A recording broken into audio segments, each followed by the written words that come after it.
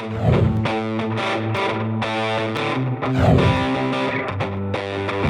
listening to the Cantina Cast, your home for thought-provoking Star Wars talk. Join Yaddle and Jonesy in breaking down the latest news, trailers, movies, and of course, your favorite characters from a galaxy far, far away.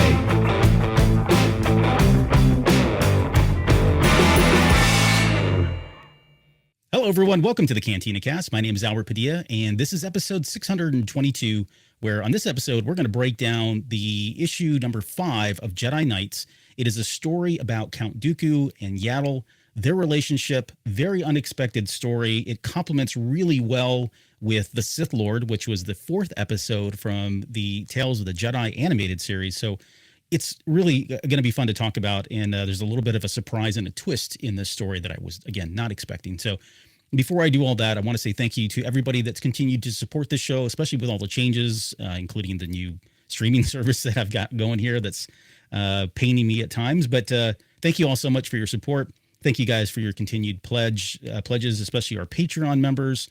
And I want to call out our now part of the tribe members, starting with Dante, Mike, Danny P, Riss Bayless, Daz, Jackson Abbott, Alex, Sharkman Dan, Uncle Leon, Josh C, Jacob H, Rita Reborn, and I've got a Brad Feeling, and our newest member, which is Paisley Rosengren. Thank you guys so much for being a part of that tier.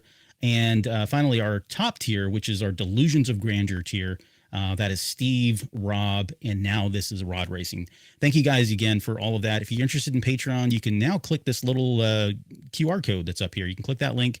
That'll take you to the Patreon site, and you can pledge as little as $2 and really get a back catalog of, I don't know how many years, 6-7 years of content now. And some of that, I've said this before, but a lot of it does feel evergreen. And even the content that isn't evergreen is really fun to go back and listen to, you know, our speculation and thoughts and theories and see how much we got right and how much more we got wrong. So thank you again to all of our Patreon members. Before we get into the breakdown, a couple things I want to talk about is just what we've got coming up on the show. If you're a Patreon member, I've already kind of shared some of this, but just to kind of recap, this weekend, I'm finally going to get around to doing Visions Volume 3. So that'll be Sunday night. That's going to be a Patreon exclusive show. That'll be 9 p.m. on Sunday, Central Time. Looking forward to breaking that down. It's going to be more of a review show than a breakdown. I think some of those, well, I don't want to spoil anything, but it'll be more of a review show. We'll talk about all of the episodes rather than breaking down each one of those. And then starting next week on the public live streaming stuff, I want to get into Legacy of Vader. So this has been a comic that we're about 10 issues in now. It feels like time's just flying by with this one, but it's actually gotten really interesting. There's some good stuff that's in there. And so I'm going to cobble together a number of episodes. I still haven't landed on how many I'm going to do. It's going to be at least 2, maybe 3 episodes, or 3 comics, I should say. But I definitely want to start that. So that'll be a part 2 with a part 3 following very shortly after. I want to get caught up, and the idea being that, you know, as these come out, they're more timely and more relevant to you guys. So look for that here coming on November 25th. Then on November 30th, which is not this Sunday, but next Sunday, I've got a good friend of mine coming on to the show. It's Dr. Tim Urban. He's a bona fide like rocket scientist and works for NASA. He's on a couple different missions, helped with a couple different missions. But we're going to do a show called The Science of Star Wars. I thought it'd be really fun to just kind of geek out on all of the Star Wars, not all the Star Wars, but some of the Star Wars technology. I want to get his thoughts on the parsecs and making the Kessel Run and all that. But then, you know, stuff like the Death Star and lightsabers and just kind of talk through all that. So I think it'll be a really good time to sit down with him. You'll get to know him. You're going to love him. He's a huge Star Wars fan and just the greatest guy in the world. So that'll be on November 30th. And then after that, going into December, I really want to get into celebrating The Force Awakens. So I've got a show already lined up for December 2nd. That is going to be The Force Awakens 10 years later.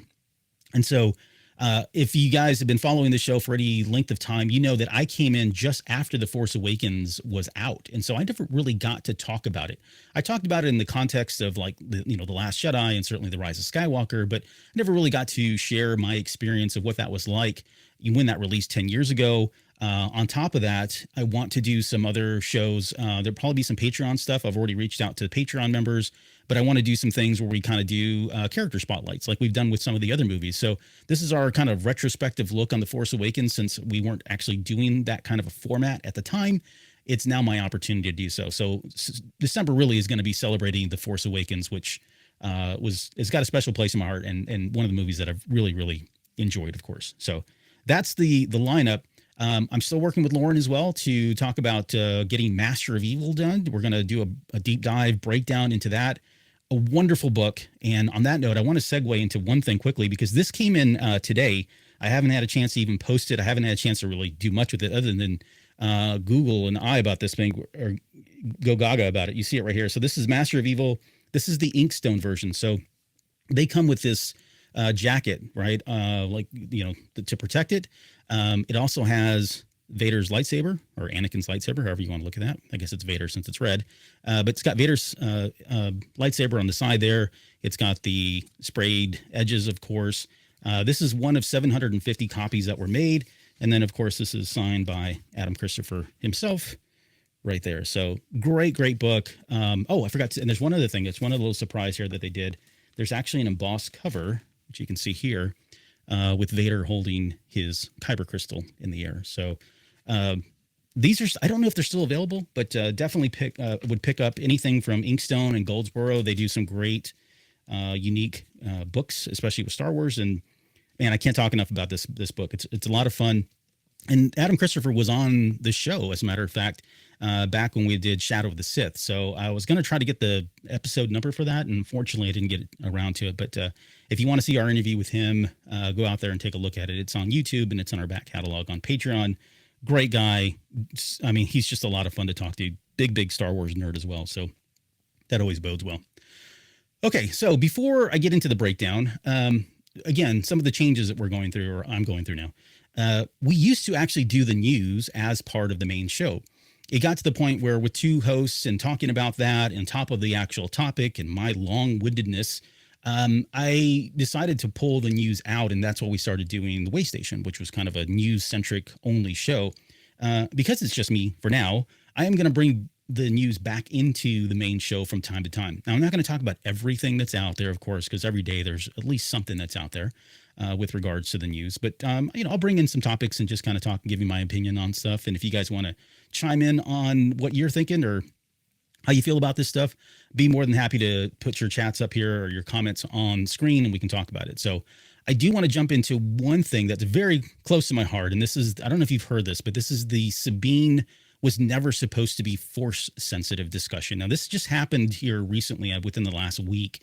Henry Gilroy, who was one of the co-producers and one of the writers on Star Wars Rebels, was recently on a podcast, and he was on the Pod of Rebellion, which you've not listened to. It's some of the cast members from Star Wars Rebels, and they do a podcast. And he was on there recently talking about Sabine and whether or not that was ever intentional. Like, was it ever intended for her to be force sensitive during the animated series? And here's his exact quote, because I do want to say this. Like, it feels like this has really kind of been blown up more than it really needs to be. I think people are looking for drama when I don't think Gilroy was really trying to do that. But here's the quote. He says, "It was absolutely not the plan. We really felt that not only did it step on Ezra's story, it was a weak retread. We already did this." He goes on to say, "The idea of Sabine training as a Jedi when she's already this fantastic warrior of her own type, well, we felt like it was overkill." He said, "I had nothing to do with the Ahsoka series, so I was shocked," Gilroy continued. "What I love about the story with the Darksaber is that you don't have to be a Jedi to have Jedi ideals. I think that's really the more important thing, rather than force pushing Ezra 100 feet when she's never used the Force below." So I get what he's saying. Like, he's saying, look, we talked about it in the boardroom. There was some other stuff in there. So for additional context, he mentioned that, Filoni was in there and they were kind of throwing back and forth whether or not she was going to be force sensitive. And they all agreed at that time that was not going to be the case. And I like the story for what it is. I don't think what happens to Sabine in Ahsoka detracts from that moment in Star Wars Rebels where she learns to use a lightsaber and ultimately reclaims a Darksaber and, leads her people. None of that, I think, is tarnished by the fact that she does become force sensitive, or is able to tap into the force when we get to Ahsoka. I get what he's saying, and certainly respect him. And he wrote some of the best stories, in my opinion, from Star Wars Rebels. But I think he was just honestly saying, look, we didn't talk about it. We didn't do it. We didn't want to do it. Here's the reasons why. I don't necessarily think it was so much shade against Dave Filoni. And even if it was shade against Dave Filoni, I don't know why he would do that. But, Dave Filoni is the creative director at Lucasfilm. And it is a character that he created, Sabine. So he's got every right, in the same way you would expect if George Lucas suddenly said one day that Jar Jar was indeed force sensitive. Who are we to argue with that? So, Filoni's already explained why that all happened. I did an entire episode, a solo episode during the Ahsoka series that kind of talked about this exact topic, and, my thoughts and feelings about why she was able to tap into the force. And really, when you look at all of the lore that's come before, you look at the interviews that Filoni's done, it actually does make sense. And I'm not being an apologist. I'm not trying to, correct the retconning of it all, or whatever you want to say, but it definitely does make sense when you put it in the context of how the force works and what we know of the force now. So that's my thoughts on it. It's a very interesting take. I get it. I do. Again, I love the fact that they didn't go there then, because it definitely, made for a really compelling and intriguing story with her.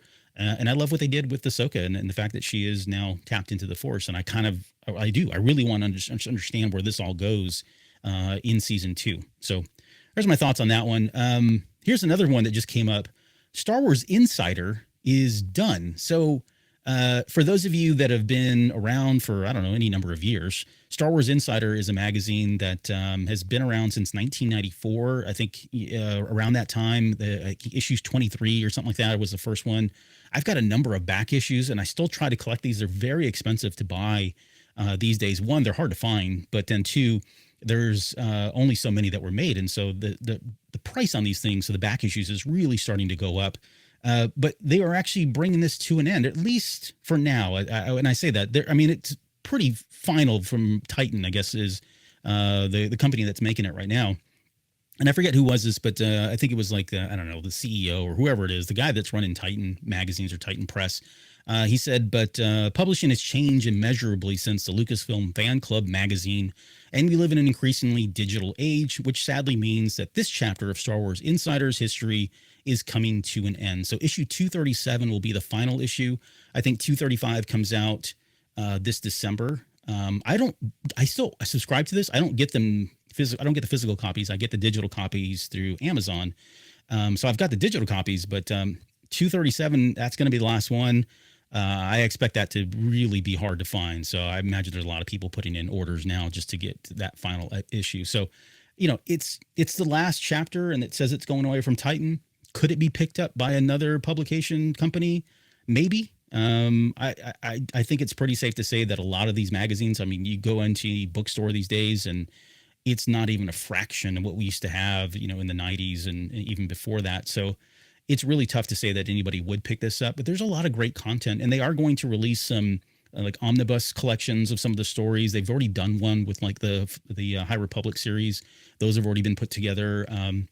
There are some omnibuses that have been published, I don't know, over the years. You can find them. They're collected works of all of the Star Wars Insider magazines and stories and that sort of thing. So it's not unprecedented that they're going to do this, but it does sound like they're going to crank out about 3 or 4 of these before it's all said and done. So I'm going to miss the magazine. It was a thing. It feels like it is part of the DNA in Star Wars, and to see and hear that this is now going away is a little bit heartbreaking. So, I get it though. I totally do. So, One Up versus CPU says, I got some from when they redid the original trilogy for theaters. I used to be subscribed. And I think at one point, if you're a Star Wars fan that's been around for a while, you probably have subscribed to this at some point, even if it was like a 1-year subscription, or you've got a magazine laying around because some of the covers were really great. So yeah, it's a legacy for sure. And it's certainly going to be heartbreaking to hear that that is not out. So fingers crossed, maybe somebody will pick it up, but if not, I guess we'll move on. Okay. Just 2 more things quickly. If you didn't hear, so Star Wars Celebration Japan, of course, was earlier this year. They have opened up they've opened up the store for anybody that wants to buy merchandise.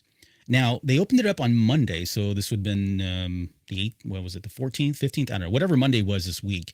They opened it up to anybody that had a pass. Now, I bought my pass. I didn't go because I had some things that happened and changed for my schedule, so I wasn't able to make it, but I was a pass holder still. So I was able to go into the store on Monday. Tomorrow, on November 20th, they're going to open up the store to anybody that wants to go in and buy merchandise from Star Wars Celebration Japan. That sounds great on paper. Here's the fine print, though. And I want to say ReedPop has been they've been explicit and they've talked about this. So it shouldn't be a huge surprise, although it still is. When I went in, I picked out 6 t-shirts because I'm a t-shirt guy. Picked out 6 t-shirts and my subtotal for the t-shirts was $211. Now that already is kind of expensive. Don't get me wrong. I get it. It's, if you've ever gone to Celebration, that's probably a fraction of what you actually spend just on merchandise, quite honestly, because there's a lot of great stuff. But I was really just kind of focused on the 6 shirts. I picked up 6 shirts for $211. The shipping. So because these items are coming from Japan, I'm paying Japanese rates. What was, and I was expecting to be, pay a lot for shipping. What I was not expecting was to not have any options for shipping. Like it's literally one option and it's like within 5 days or something crazy. Like I don't need them that quickly, but I had no other options. So I paid $211 for the shirts. My shipping was $190. But wait, there's more. On top of that, you have to pay the tariffs, right? The tariffs for importing something from Japan. The tariffs alone were $79, so about $80 a piece, or $80 all in. So the total for 6 shirts from Star Wars Celebration Japan's online store, which again opens up tomorrow for anybody that wants to go in, 6 shirts came out to $480.34. I don't recommend this to anyone. I really wanted these shirts, obviously, because I bought them, but it's absolutely insane how much the shipping is, as well as the tariffs, and not giving me any kind of options just seems crazy. So I don't know how well this is going to go. I don't know if people are going to go and buy this stuff. I know several years ago, they actually came to us. They came to our show, and our ReedPop reached out to us and said, "Hey, we've got a lot of merchandise still, and we're going to put it on sale. Would you guys mind, showing some of it? We'll give you some stuff." And we did a whole show about that, and it was really great for them to do that. We had just been there at Star Wars Celebration, so it made sense. We had made some contacts there. So this is not uncommon for them to kind of open that up, afterwards and sell whatever's still left. But the fact that it's coming from Japan, number one, is kind of crazy because ReedPop feels like they would figure out a way to get that over here and make it more accessible, or, I don't know, cut a deal with somebody on the pricing of the shipping. But it's absolutely insane how much this stuff's going to go for. So if you're in the market for merch, it's probably going to be available at least tomorrow when they open up. I think it opens like at 10 a.m. or maybe it's like 2 p.m. Central Time. So good luck to you. If you do, just be expected to pay quite a bit of money because of shipping and tariffs. Okay. And then finally, the last thing I want to say before we get into the issue breakdown, is congratulations to a couple of shows. We've got the 2025 Children's Emmy nominations, are out. That's children and family nominations that are out. Skeleton Crew had a crap ton of them, including outstanding young teen series, outstanding lead performer for Jude Law as Jod, outstanding young performer for Ravi Conyers, who played Wim. And it goes on. They've got a whole bunch of stuff on there, but they really knocked it out of the park. So congratulations to them on that. And then Young Jedi Adventures picked up a total of like 4 nominations, and this is not the first time for them. But D. Bradley Baker for outstanding voice performances in there. They've got outstanding directing for a preschool animated series, and editing, sound editing. It's got a couple other technical ones as well. And then Rebuild the Galaxy, which we actually did a breakdown after Jonesy kind of twisted my arm, and I'm glad he did. Oh, I lost my camera there. I'm going to just keep recording here because this is part of what I'm still working through the bugs on this. So, but yeah, so Rebuild the Galaxy, we had a chance to actually do that one, and it was a great time. It was great to kind of talk about it. And I'm glad that it's getting some recognition here for the outstanding sound mixing and sound. So Rebuild the Galaxy is another one that was in there. So, okay. Let's get into the breakdown, and I'll try to get my camera back. If not, I have some visuals up here so I can just kind of flip through these here. Before we start, I want to just mention that these comics are obviously, they're sent to us, thankfully, by Marvel Comics. I do appreciate them sending the advanced copies for all of this stuff. So thank you guys. The writer of this is Mark Guggenheim. Now, I talked about him when we first broke down the first couple of episodes. I think we've already broken down the first 4. He's been a good writer. He's been a favorite of mine over the years, especially his Spider-Man run and a couple others. Great writing. And then we've got an artist by the name of Maribek Musa Bikhoff, who is just great. Like, his work has been phenomenal on this comic. And so shout out to both of them for the great work they're continuing to do on this. And this issue, I was going to do more than one of them, but it had a twist at the very end. And it was the fact that we got a chance to finally get some insight into Yaddle, who's been a character who, for the longest time was really just, an ancillary character. I mean, really, there wasn't a whole lot there, at least from a canon perspective. And then we got introduced to, Tales of the Jedi, the Living Force. We got to see her character more in that as well. And she's really starting to flourish, I guess, as a character, a more prominent character, more than just, oh, it's another one of those species and it's female. And how are we supposed to know now? The plot thickens in terms of where the species comes from. She has kind of carved out a name for herself in the characters themselves. And then she's got, Bryce Dallas Howard doing the voice, of course, on Tales of the Jedi. So I really love the fact that we're getting more Yaddle stories. Unfortunately, I don't know how many more we're going to get because she does die in that 4th episode of Tales of the Jedi. But it's great that we got a spotlight for her on this one. And so this comic opens up with kind of like a flash forward. We get a flash forward to that actual episode of the Tales of the Jedi. And we can see here, this is, it says, Coruscant shortly after the Battle of Naboo. To kind of recap all of that episode starts, the Tales of the Jedi episode, the Sith Lord, starts with Qui-Gon Jinn having just fought Darth Maul. And Dooku, of course, erases, the Camino data from the files, the Jedi archives. And then, they meet up and, they're talking, and he's kind of thinking about Dooku's really looking at Qui-Gon and just admiring the fact that he's come to be this full-fledged Jedi warrior knight in his own. And he leaves, and then we cannot get a flash forward, like some time passes all the way up until the very end, right before he died, actually. It fast forwards all the way to where he dies.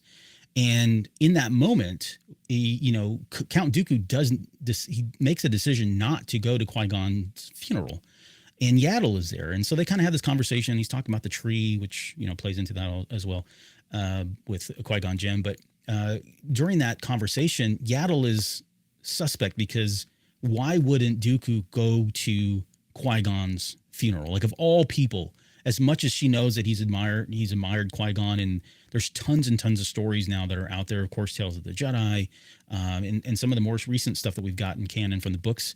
And that really kind of tickles her spidey sense, if you will, because she's really stricken by the fact that he does not want to go to Qui-Gon's funeral. And so she ends up following him, and she follows him over to this rendezvous that he's having with Palpatine.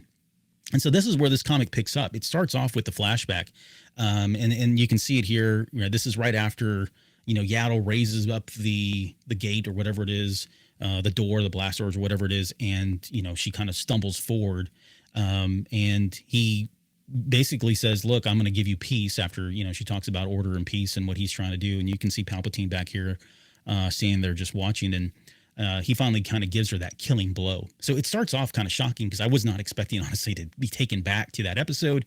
That episode is great. I watched it a few times today. I've watched it before just because it is very powerful. The music's great. The storytelling's great. The writing's great. But the fact that we got this to kind of kick things off, I was a little surprised. And there's a reason why, which I'll get into in a second here. So we start with the actual comic now. So we're going to flash back to what's happening during the Jedi Knights era, prior to the Clone Wars. And the little intro here, let me read the intro for the comic book. It says, Jedi Knights Yaddle and Sierra Long. Sierra Long is one of the newer Jedis that have been introduced, that have been introduced here as part of the Jedi Knights comic series, have been dispatched to the Outer Rim world of Liscan to mediate a dispute between the Galanter Corporation and the Greedy Trade Federation. But all on Liscan is not as it initially seems. And so we open up with Yaddle and Sierra Longa here. And they're kind of walking, and Yaddle is talking about, like, she's picked Liscan, this city, this area, the planet, because it is kind of a neutral territory in order for them to settle this dispute that's going on. Sarah was chosen by Yaddle. She wanted her, and Sarah's very honored. And there's a little joke there that she makes with her about, she's kind of making fun of Sarah because she's super excited to be doing trade disputes, which, doesn't seem like it's all that exciting. And when Sarah asks her whether or not she's making fun of her, she says, "I'll never tell," kind of slyly. And you can see her right there. She's kind of giving her the bombastic side eye, as the kids like to say these days. And so we get into the actual dispute. And look who's here. We've got Viceroy Newt Gunray from the Trade Federation. He's on the left-hand side. On the right, that's the Rodian Quinlan Zaro. He represents the Galanter Corporation. And there's a funny moment here where he's Quinlan Zaro, the Rodian there. He feels honored that there's not only one, but two Jedi there. And when you read that, you can't help but think of the quote from episode 1 where he says, now there's two of them, kind of thing.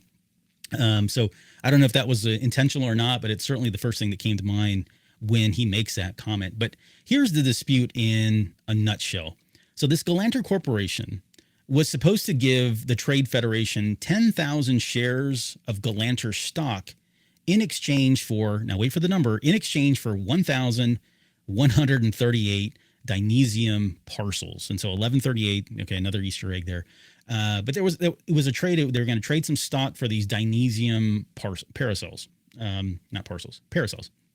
And the Trade Federation gave over the paracels, but they didn't get the stock from the Galanter Corporation. And so Gunroy goes and steals a freighter from the corporation. And so when they're talking about it, Gunroy says, "Well, I'm holding it as escrow, right? Almost collateral because of they didn't hold up their end of the bargain."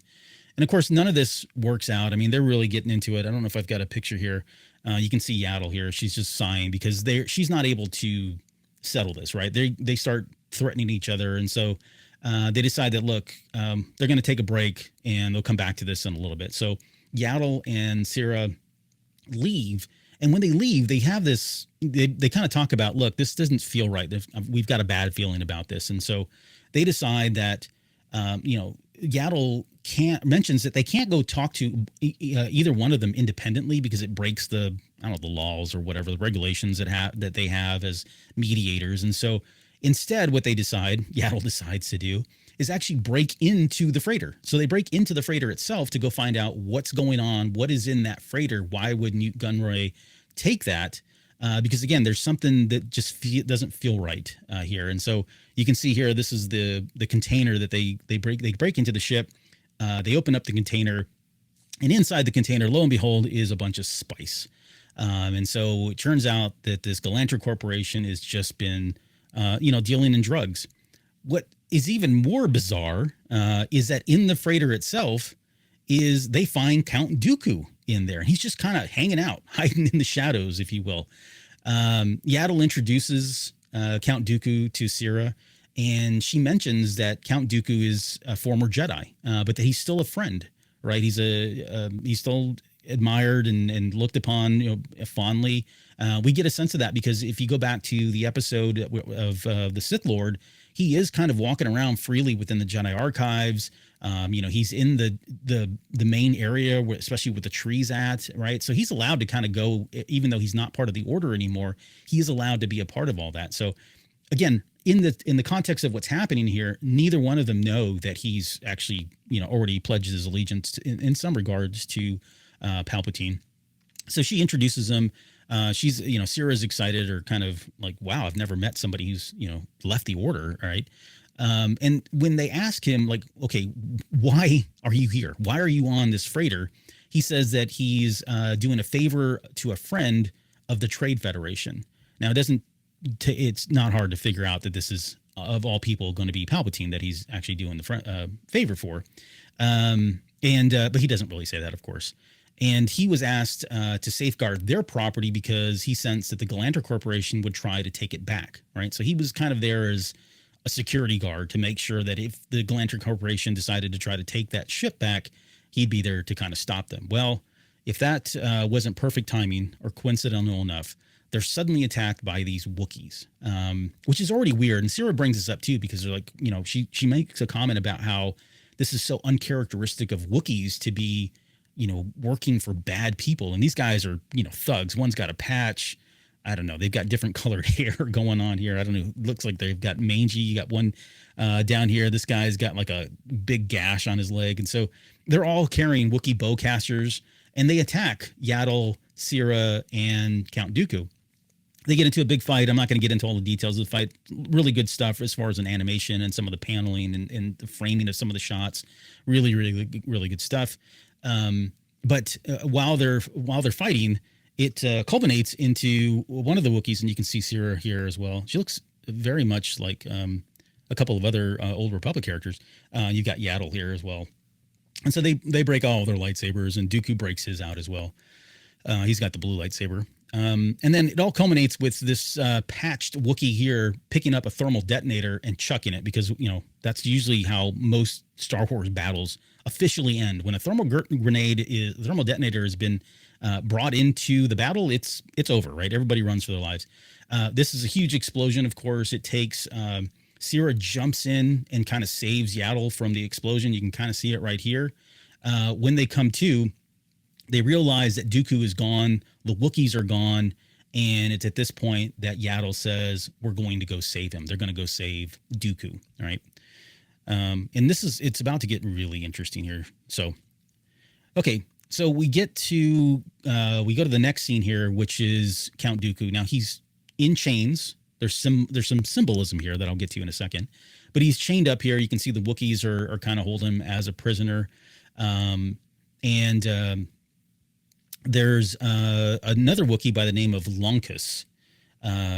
He's the main guy. I'll flip back over here. This is Lunkus here. He's the main Wookiee boss of the bad guys here. And Dooku, when Lunkus says, "Why are you helping the Trade Federation?" He says, Dooku's response is, "Why not?" He says, "You'll be among the dead soon anyway." And then he goes on to say that he's just helping a friend.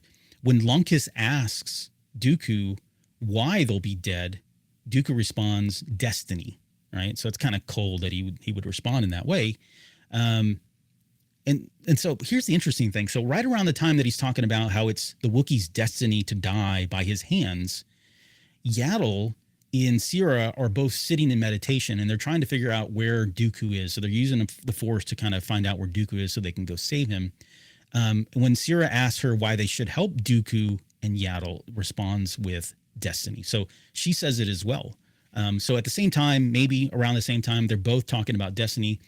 Yaddle feels it's her destiny to go save Count Dooku. The interesting thing is she doesn't really understand why. She feels the call of the Force, the will of the Force calling her and telling her that she has to do this. There is a reason why. She doesn't know what it is, but she is compelled by the Force to go save Dooku. She says, "I don't trust Dooku. There is a disturbance surrounding him like a shroud, something troubling that brings a chill to my soul, but I cannot deny the Force." Now, if that wasn't enough, the next panel is her getting a flash forward. She gets an image of Count Dooku attacking her. And this is straight out of the Sith Lord episode. So and I'll just cut to the chase here on this. The one of the compelling things about this story is that Yaddle knows that Count Dooku is going to attack her, yet she goes through with saving his life, and she's going to go through with saving his life, of course. And I'll come back to this in a second, but this really kind of flips things on its head when you think about the context of that episode, because you think that that it all happens just the way it played out, when the reality was she went into that battle probably knowing that Dooku was about to kill her, and yet she went ahead and still accepted it. So, but more on that here in a second. But she has this really quick flashback, or flash forward, if you will. She sees a vision of the Force, a vision of the future, and sees Dooku coming and striking her down. Just very briefly, it flashes and it's over. Okay, and then from there we go to Lunkus orders Dooku to be killed, and then Dooku was kind of playing possum this entire time, because it's immediately then you can see his hands are there. He immediately uses the Force to call upon his lightsaber. The lightsaber comes into his hand. He cuts through the chains, and that's where I was like, okay, this is the Sith the Sith creed here, right? Of through victory, my chains are broken. The Force shall free me. Right, those are the last lines of the Sith code. So I thought it was symbolic, of course, that he would break through the chains. But anyways, he cuts through the chains, and he then sends that lightsaber flying. Here, he sends the lightsaber through the back of this Wookiee, so impales him from the back and kills one of them.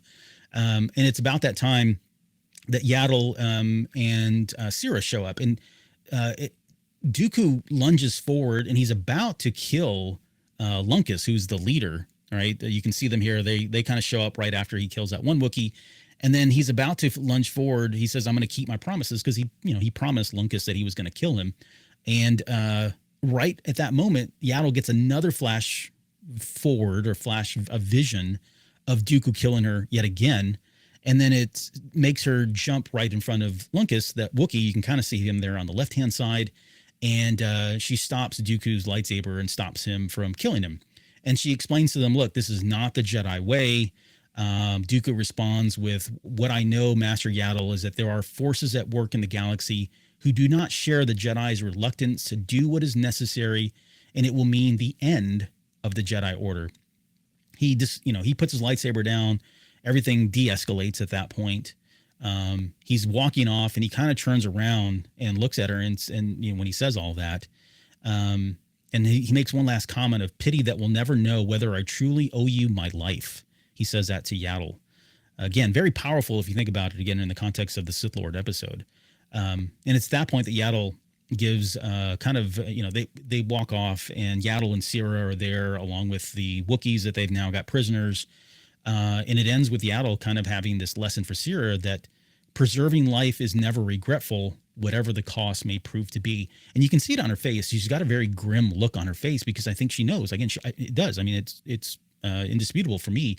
She knows that she just saved Dooku's life, even though she knows that Dooku's going to take her life at some point, or at least attempt to take her life at some point. So, I mean, truly, it says a lot about Yaddle. It says a lot about her belief in preserving life at every cost, at any cost.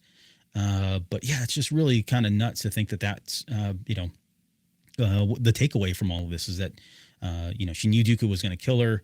Another takeaway is that the will of the Force compelled her to do all this, and still she decided to do it, even though she didn't know why. She just followed the Force, very much like Qui-Gon and a number of other Jedi do.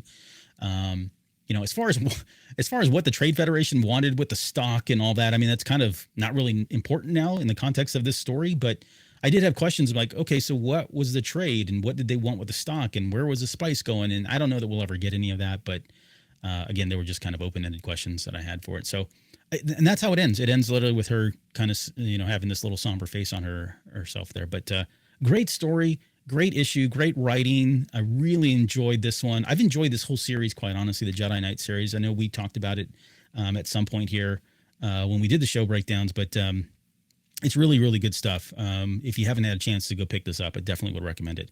I'm going to try to get my screen back on here. Here I am. Hey, look at me again. So that's, let me pull this up here. Here we go. So that's issue number 5. Hope you guys enjoyed that breakdown. I hope you find that interesting. Again, if you haven't had a chance to go back and watch the Sith Lord, or even all of the Tales of series, they're all great, and they have all some great stories. I think season 1 is still probably my favorite, just because it had the Ahsoka-centric stories, and the Dooku stuff was really, really interesting and compelling. Some really good stuff there as well. So, okay, let me think before we get out of here. Let me think if there's anything else I wanted to mention. I've already talked about the shows that are coming up here and everything else I've got going on. But let me know what you guys think about this, either in the comments, or if you're a Patreon member, you guys can do that in Discord, or you can do it on the Patreon app. I do want to just quickly mention, too, that Patreon is making some changes to the way content creators interact and with their supporters. And so I've signed up for some of the beta stuff that's coming in. It's probably too early to talk about, but I think the message here is that I'm going to be doing more and more stuff on Patreon, and not necessarily social media. I've gotten to the point where I'm just really burnt out on social media. I don't understand the value anymore, especially in this day of algorithms and really having kind of, content force fed to you that I'm not even looking for. And that's exactly what Patreon is doing. They're trying to take a different approach to quote social media. So they're not coming out with a social media app or anything like that, but the way I can interact with supporters is going to be a little bit different. I'm actually kind of excited about some of the things they've got coming. So when that rolls out, I'll definitely be making posts and keeping you guys posted on, all of those changes as well. So let's see. And then lastly, before I go, don't forget this Sunday, we've got the Visions Volume 3 episode. That's going to be a lot of fun. And if you can get into Lauren's ear, tell her to respond to my text messages, because I'm trying to get that date set up with her so that we can do the breakdown of Master of Evil by Adam Christopher. So, all right, guys, thank you all so much for joining. I'm going to roll the credits here, and we'll see you guys here on the next episode.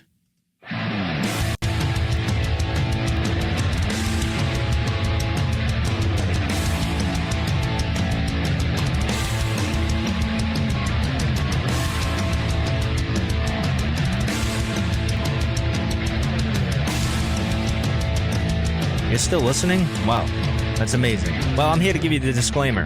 Normally we do a big, long, drawn-out disclaimer thing saying what's what and who's what and all that other stuff, but I think you guys kind of know that Lucasfilm and Disney have no affiliation with us at all, and we have none with them. We talk about Star Wars, which is their property, and all that other good, fun stuff, but I think you can tell which is our stuff and which is their stuff. If you can't, well, then send a lawyer to send an email to me, and I'll be glad to chat with them. Other than that, you know what's what, so that's your disclaimer.